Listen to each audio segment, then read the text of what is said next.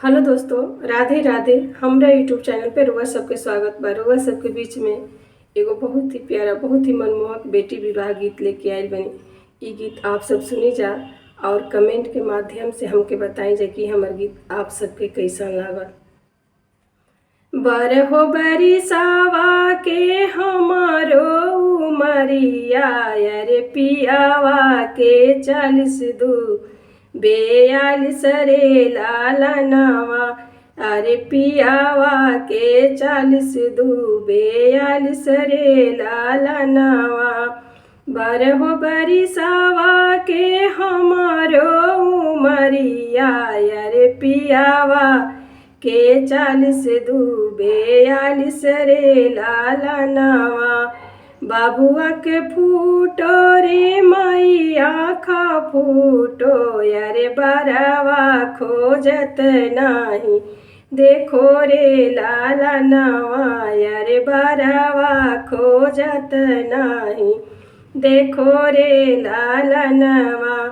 बाबुआ के फूटो रे मैया खा फूटो, यारे बरवा खोजत नाही देखो रे लालनवा। यारे बरवा खोजत नाही देखो रे लालनवा।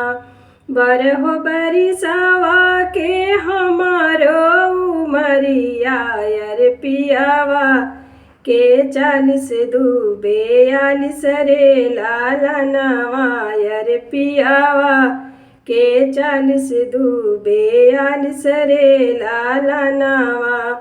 भैया के फूटो रे भाभिया खा फूटो, यार तिलक चढ़ावत नाही देखो रे लालनवा। यार तिलक चढ़ावत नाही देखो रे लालनवा।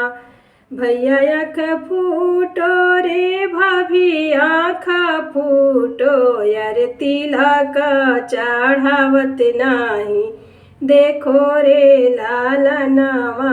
यार तिलक चढ़ावत नाही देखो रे लालनवा। बरहो बरिसावा के हमारो उमरिया, यारे पियावा के 42 42 रे लालनवा। यारे पियावा के 42 42 रे लालनवा। बरहो बरिसावा के हमारो उमरिया, यारे पियावा के 42 42 रे लालनवा।